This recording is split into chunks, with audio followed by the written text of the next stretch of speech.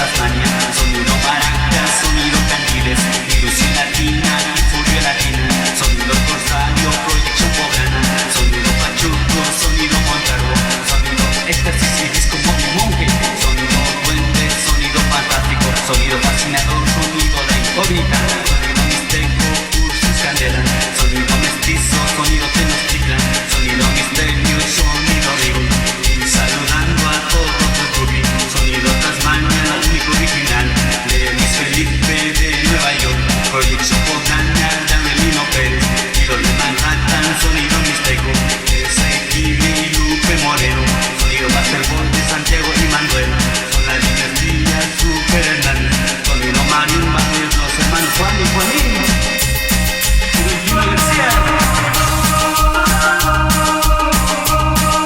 Francia Azteca, sonido del marido,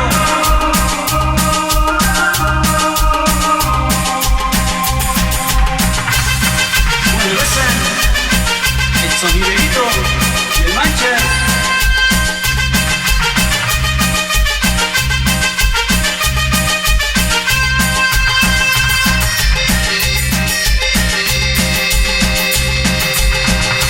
Grupo Pasey les va a cantar a todos los sonidos del Bronx.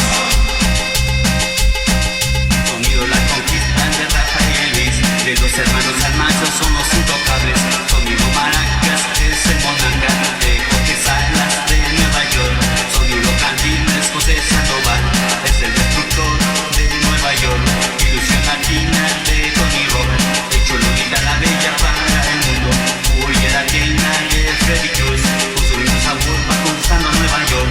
Sonido corsario de Amador Aguilar, que es el coloso de El Sabor. Sonido Montalvo de Jorge Méndez, la nueva imagen de todo el Bronx. Sonido éxtasis de Ezequiel el Cuetero y Santos Martínez